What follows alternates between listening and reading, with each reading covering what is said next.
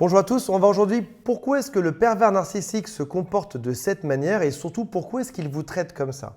Comment est-ce que dans un couple, une personne qui dit vous aimez, avec qui vous avez autant construit, peut au bout d'un moment s'avérer être une personne qui est complètement toxique, peut vous descendre au quotidien, vous rabaisser, vous faire du mal et en tirer un certain type de bonheur. Il semble heureux de vous manipuler, de vous exploiter. On va comprendre dans cette vidéo comment est-ce que ça fonctionne, comment est-ce que son cerveau est câblé pour en arriver à ce genre d'aberration. Mais avant ceci, j'aimerais juste qu'on redéfinisse le terme de pervers narcissique. J'ai entendu pas plus tard qu'hier soir une personne à la soirée où j'étais dire « J'avais un rendez-vous sur Tinder, il ne m'a pas rappelé le lendemain, c'est donc un pervers narcissique ». Je pensais que cette personne rigolait, pas du tout. Cette personne était très sérieuse. Ce n'est pas parce qu'on ne rappelle pas quelqu'un qu'on est pervers narcissique. On va en parler un peu plus tard, mais une personne qui est perverse narcissique est une personne qui typiquement va vous rabaisser, va vous détruire au quotidien pendant des mois ou des années de manière à vous faire perdre confiance en vous et à vous manipuler. Il y a d'autres caractéristiques qu'on va voir juste après. La deuxième chose, c'est que oui, certaines personnes sont perverses narcissiques depuis leur naissance de manière acquises ou innées. Elles ont été programmées génétiquement pour devenir ces monstres qui ne ressentent pas grand-chose, qui aiment faire du mal et qui ont toujours besoin qu'on les admire. Maintenant, il faut aussi toujours mettre une personne dans son environnement. C'est-à-dire que la psychologie, c'est l'étude des comportements psychologiques d'une personne unitaire, alors que souvent, il faut aussi regarder le groupe qui est autour, sa société, sa culture. Par exemple, on se comporte différemment cette année que ce qu'on se comportait il y a 10 ans, 20 ans ou il y a 100 ans. On se comporte aussi différemment selon l'endroit où on se trouve. Admettons qu'une personne saine traîne sur des réseaux sociaux et que sur TikTok ou Instagram, elle voit une femme qui crie « Nous sommes des femmes puissantes, nous devons écraser les hommes, il faut les mettre à nos pieds, il faut qu'ils se comportent comme ça avec nous. » Ou l'inverse, un homme qui dit ce genre de choses. On sera influencé et on peut avoir une tendance à devenir plus narcissique, peut-être même avec une part de perversion, de par ce scénario-là ou ces choses qu'on a vues ou ces modèles qui sont autour de nous. Mais ce n'est pas pour autant que ces personnes-là le sont fondamentalement. On peut être influencé temporairement pour l'être, mais si ça se trouve avant, tout allait bien, après, tout ira bien aussi. C'est juste que temporairement, on peut avoir certaines déviances dans notre comportement. Donc, il est important de savoir si d'une part, vous avez cette personne en face de vous qui a toujours été comme ça, alors le pervers narcissique ne vous le dira bien évidemment jamais. Ce sera à vous de mener votre enquête pour savoir comment ça se passait avec son ex-mari, son ex-conjoint, son ex-compagne juste avant vous. Et si tout le monde a vécu pareil avant vous, c'est qu'a priori, on est sur quelque chose qui est inné ou acquis en tout cas depuis l'enfance et qui se perpétue. Et donc, on est sur une personne qui ne changera jamais. Si maintenant, ça fait juste 3 semaines que cette personne suit un influenceur sur les réseaux sociaux, qu'elle est juste ou influencée par un ami qui est un peu malsain, ça peut être différent, c'est quelque chose qui peut se soigner, où la personne peut changer juste après. Donc, on ne peut pas analyser une personne sans analyser son environnement, que ce soit son cadre de naissance, comment est-ce que ça s'est passé, comment sont ses parents, comment sont ses amis aujourd'hui, quels sont les gens que cette personne fréquente, quels sont ses cercles d'influence, est-ce que c'est Internet, est-ce que ce sont des réseaux sociaux et c'est ce qui fait qu'à la fin, on peut mettre un diagnostic sur une personne. On va maintenant parler d'abus émotionnels et de comprendre pourquoi est-ce qu'une personne qui nous aime peut vouloir nous détruire. Avant ceci, si vous le souhaitez, abonnez-vous. C'est juste en dessous, cliquez sur « Je m'abonne » puis sur la cloche qui est juste à côté. Vous êtes mes ambassadeurs. Tout ce que je vous donne aujourd'hui, ce sera à vous de le transmettre à vos proches. Vous savez qu'en se regroupant par cercle d'amis, on peut lutter contre les personnes toxiques et les repousser. Il y a 2 choses. Premièrement, c'est bien évidemment supprimer les gens toxiques en demandant simplement l'avis à ses amis, en se renforçant entre nous. La deuxième chose, c'est de se renforcer soi-même en sachant mettre des barrières, en sachant dire non, en sachant dire stop, plus jamais tu me manipuleras, plus jamais tu me forceras à faire des choses que je n'ai pas envie de faire. Premièrement, un pervers narcissique est une personne égoïste, quasiment enfantine, qui gère mal la frustration. Si jamais vous emmenez un enfant dans une grande surface et que celui-ci voit une sucette et qu'il la veut, si jamais sa mère ne lui donne pas, il va se mettre par terre, taper des pieds, taper des bras, crier jusqu'à ce qu'il ait son bonbon. Un pervers narcissique ressemble beaucoup à ça. C'est un cerveau d'enfant dans un corps d'adulte. C'est une personne qui a cessé de grandir dans sa maturité émotionnelle à peu près vers l'âge de 6-7 ans et qui se comporte comme ça. Donc, ils ont besoin d'avoir tout le monde à leurs pieds, ils ont besoin qu'on les regarde en permanence, ça leur paraît normal, ils abusent de tout et de tout le monde. Et comme ce sont des gens qui souvent en société sont vraiment adorables, ils ont tendance à avoir un groupe d'amis autour d'eux qui les admirent également. Mais ce qu'il faut savoir, c'est que ce sont toujours des amitiés qui sont temporaires. Assez peu de pervers narcissiques gardent des amis dans le temps parce que forcément, au bout d'un moment, les gens se fâchent et partent. Donc, ils ont une cour d'amis qui va et qui vient, qui peut arriver avec le temps. Et ce sont des gens qui viennent aussi nourrir leur narcissisme. Le deuxième point à savoir, qui est malheureusement le cas aujourd'hui en France et dans beaucoup d'autres pays, c'est que personne n'est jugé pour avoir été un pervers narcissique. Ça veut dire qu'aujourd'hui, qu'une personne soit juste une andouille, un crétin, une fille qui abuse, un mec pas terrible ou un pervers narcissique, aux yeux de la loi et de la justice, c'est à peu près la même chose. Comme le pervers narcissique passe toujours sous le radar pour faire ses insultes, nous rabaisser et nous dénigrer, malheureusement, c'est jamais suffisant pour qu'on puisse en parler, ne serait-ce même qu'autour de soi. Alors, on ne peut pas porter plainte 99 fois sur 100 ou 999 fois sur 1000 parce que malheureusement, on n'a pas d'évidence ou c'est dur à prouver. Et en plus, il est difficile de donner un diagnostic dessus parce que ce sont des personnes qui ne vont jamais voir des psys, sauf dans le cas où il pourrait aller voir le psy pour le convaincre que c'est vous la personne folle et du coup avoir une espèce d'autorité supérieure qui va dire voilà, mon psychologue pense que c'est toi le fou, donc remets-toi en question, prends des médicaments, comporte-toi comme ça parce que c'est toi qui as un problème aujourd'hui. Donc ils peuvent aller voir un psy si ça leur permet de manipuler la chose juste ensuite.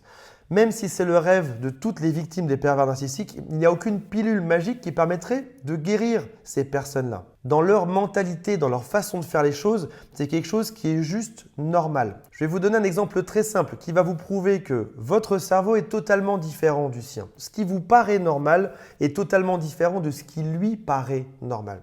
Si jamais vous voyez un homme à terre en soirée, peut-être que vous allez aller le voir, lui demander si ça va, s'il a un problème, peut-être même aller appeler le SAMU.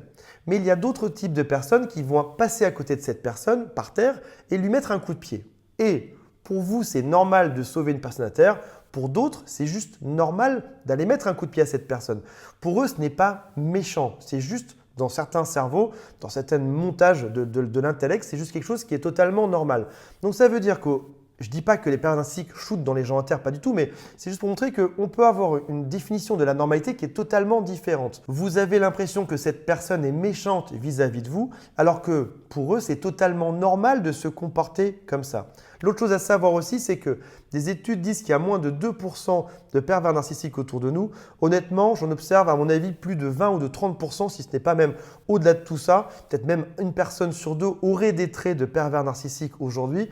Et ce qu'il faut savoir, c'est que pervers narcissique, ce n'est pas un type de personnalité où tout le monde serait identique. Il y a une graduation là-dedans. On peut l'être très légèrement, on peut l'être un peu plus, on peut être dans une zone un peu grise, un peu plus foncée et on peut être totalement pervers narcissique, problématique, à vouloir réellement détruire des vies ou pousser des gens au suicide juste après. Mais c'est quelque chose qui a une graduation. C'est comme par exemple si je dis une personne manque de confiance en elle, ça peut être un tout petit peu de manque de confiance ou quelque chose qui fait que évidemment cette personne reste chez elle, ne sort même plus. Donc en psychologie, quand on donne une étiquette à quelqu'un, il faut aussi considérer la graduation de cette maladie ou de cette pathologie mentale. Des gens me disent parfois, est-ce que je suis moi-même un pervers narcissique? Parce que je me suis retrouvé, Antoine, dans tes vidéos à comprendre des choses sur moi que je faisais de travers.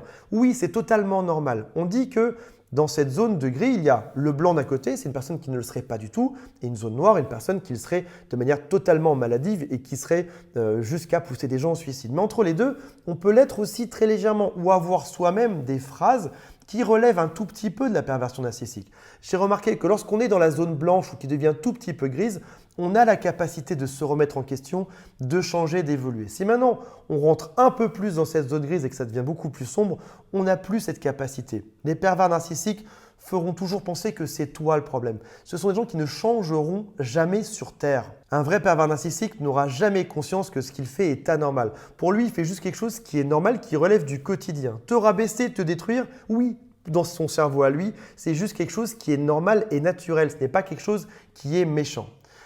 Quatrième point, avant qu'on en arrive au dernier point qui est le plus important, qui est pourquoi est-ce que ces personnes qui m'aiment apparemment me font du mal juste après.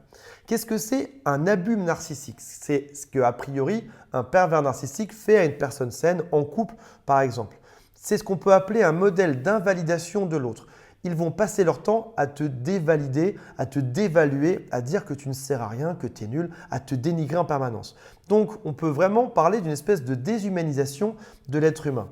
Il te néglige, il te manque de respect, il n'y a absolument aucune limite dans ce qu'on va pouvoir faire souffrir l'autre, dans ce que l'autre va pouvoir subir au quotidien, et ceci de manière chronique. Il y a des gens qui fréquentent des pervers narcissiques pendant des mois, certains pendant des années ou d'autres pendant des décennies. Et ça peut causer plein de choses juste après. Ça peut causer du stress, des changements de comportement, des changements d'humeur aussi liés à cette fameuse dévalorisation. On a vu par exemple que si jamais on ne donne pas du tout d'amour à un enfant, à un nourrisson, cet enfant va mourir. Eh bien, figurez-vous que pour l'adulte, c'est à peu près pareil. Alors, ce n'est pas qu'on meurt, mais ça vient nous causer du stress, des angoisses. On ne se sent pas bien. On a aussi ce qui peut s'appeler un désordre post-traumatique. C'est un peu comme tous ces gens, ces soldats qui partent à la guerre et quand ils reviennent en Amérique ou en France, derrière, ils font des rêves bizarres, ils ont l'impression d'être toujours en guerre. Leur système nerveux ne s'est jamais remis de tout ça. On peut avoir ça et heureusement, ce sont des choses qui passent juste après. On peut aussi se sentir en désespoir ou totalement impuissant face à tout ceci. On peut aussi en venir à avoir des difficultés dans la vie de tous les jours. Par exemple, des difficultés à garder nos amis, des difficultés à être cohérent ou à être efficace au travail. On peut même avoir du mal parfois à sortir de chez soi parce qu'on s'est tellement fait dévaloriser qu'on a l'impression qu'on ne sert à rien. Beaucoup de gens qui sont victimes de ça me disent qu'ils ont l'impression d'avoir une espèce de nuage de fumée. Ils sont comme si leur cerveau était dans le flou. Ils ne savent plus exactement quoi faire, quoi ne pas faire, quoi décider et ils sont juste perdus. On en arrive à la question ultime. Pourquoi est-ce qu'une personne ferait ce type de choses à une personne qu'il aime? Pourquoi est-ce qu'un pervers narcissique irait détruire une personne s'il lui dit qu'il l'aime? Par exemple, une cliente m'a dit récemment, il me dit qu'il m'aime, comment peut-il se comporter de cette manière avec moi au quotidien? M'insulter, me critiquer, me dire que ça ne va jamais suffisamment et en plus vouloir que je sois à ses ordres. Déjà, il est important de se demander qu'est-ce que c'est que l'amour? Est-ce que c'est vrai qu'il t'aime? Comment est-ce qu'il t'a vendu le fait qu'il t'aimait? Si jamais tu vas dans un bar et que tu demandes un verre de vin rouge et que le barman te tend un verre et que c'est un verre de jus de raisin, ça va ressembler, ça aura la même forme, ce sera bien dans le même verre, ce sera bien dans les bonnes circonstances. Pourtant, ce n'est pas du vin rouge, c'est juste du jus de raisin. Donc aujourd'hui, quand il t'a dit qu'il t'aimait, quand elle t'a dit qu'il t'aimait, est-ce que c'était vrai ou est-ce que ça avait juste l'apparence? C'est souvent une relation qui est superficielle, qui est sans réelle connexion ni intimité. On ressent souvent une espèce de gêne quand on embrasse une personne qui est perverse narcissique, comme si l'autre ne ressentait rien. Même dans les relations intimes, on peut avoir l'impression d'une espèce de détachement de l'autre. Un peu comme si on faisait l'amour seul, lui aussi, qu'on n'arrivait pas vraiment à se connecter. Comme s'il n'y avait pas d'émotion derrière tout ça. Comme s'il y avait un genre de froideur là-dedans. On peut aussi parler souvent d'une instrumentalisation plutôt que d'un amour. Et si jamais on devait reformuler la phrase quand un pervers narcissique te dit « je t'aime », ce serait plutôt « je te dis que je t'aime pour que tu m'admires et que tu viennes me mettre sur un piédestal juste après ». Peut-être même qu'ils sont allés plus loin pour vous prouver leur soi-disant amour. Peut-être même qu'ils vous ont dit « oui mais écoute, je t'ai acheté des fleurs il y a 3 semaines, donc c'est le signe que je t'aime ». Ou alors « j'ai été à l'anniversaire de ta mère il y a 3 mois, donc c'est bien le signe que je t'aime quand même ». Ou alors « je paye une partie du loyer ou le loyer, donc c'est le signe que je t'aime ». Ou alors on est parti en vacances. Et vous avez peut-être remarqué, mettez-moi ça en commentaire si c'est vrai ou pas, ils font souvent une grande chose pendant toute votre relation de couple, que ce soit un cadeau, un service qu'ils vous ont rendu, quelque chose d'exceptionnel ou une fête d'anniversaire ou quelque chose, et ils vous en reparlent pendant des années après. Oui, mais rappelle-toi, il y a 3 ans de ça, quand j'ai fait ça pour toi, quand je me suis comporté comme ça pour toi. Donc, ça veut dire qu'on est ensemble et que tu me dois tout et que tu es ingrat parce que je fais tout et tu ne fais rien. Et là, tu réfléchis, tu te dis alors, s'il a fait une chose une fois, qu'il m'en parle pendant 4 ans derrière, je ne suis pas prêt d'en voir une deuxième. Et surtout, on peut se demander, est-ce que c'est juste suffisant pour me détruire? Est-ce que le fait que tu m'aies rendu un service il y a 2 ans, 3 ans ou 6 mois est suffisant pour qu'au quotidien tu me critiques, tu me dévalorises? C'est finalement une transaction qui est malsaine et toxique. Non, tu ne peux pas me payer une chose puis me détruire. Non, tu ne peux pas me rendre un jour un service puis me dévaloriser toute ta vie. Ce n'est pas possible. C'est juste pas comme ça que ça fonctionne. Tu m'as rendu un service, tu m'as fait un cadeau, très bien. Ça compte pour le jour où c'est arrivé. Peut-être que je me sens redevable, mais même a priori, un cadeau, quand c'est donné, on n'attend rien en échange. Donc a priori, je ne dois même pas me sentir redevable de ça. Donc souvent, on ne comprend pas pourquoi une personne qui nous aime ne pourrait pas nous aimer également ou ne pourrait pas changer. Parce qu'encore une fois, il faut bien comprendre qu'on a des cerveaux qui sont totalement différents. C'est probablement la chose la plus dure à comprendre pour un être humain. On a l'impression que la manière dont on est, la manière dont on perçoit notre quotidien, la manière dont on voit les couleurs, la manière dont on comprend les choses, c'est la même pour tout le monde, alors que ce n'est pas le cas du tout. Donc oui, une personne peut être malsaine et ce sera totalement normal dans son cerveau de te détruire. Oui, il y a plein de gens qui sont comme ça. À mon avis, au moins 20, 30 ou 40%. Et je pense que les chiffres devraient être revus dans les études scientifiques. Et ce sont bien évidemment des gens qu'il faut éviter de fréquenter. Et malheureusement, non, ces personnes ne peuvent pas changer parce que ça fait partie souvent de leur ADN. Ils sont construits comme ça pour détruire tout ce qu'il y a à côté d'eux. Donc malheureusement, oui, une personne peut te faire croire qu'elle t'aime, est totalement toxique, te manipuler, profiter de toi pendant des mois, des années ou même des décennies. Voilà mes amis, comme vous l'avez compris, les pervers narcissiques, on a gagné la partie quand on est parti.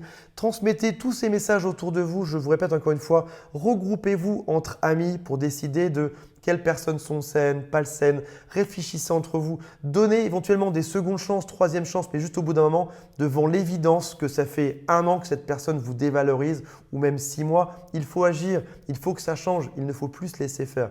Il faut se renforcer soi-même et s'entraider entre amis pour que ce genre de personnes dégage de votre vie. Sur ces paroles très positives aujourd'hui, abonnez-vous si vous le souhaitez. Il y a un quiz juste en dessous. Est-ce que c'est un pervers narcissique ou pas? Et laissez-moi un commentaire. Salut à tous, bye.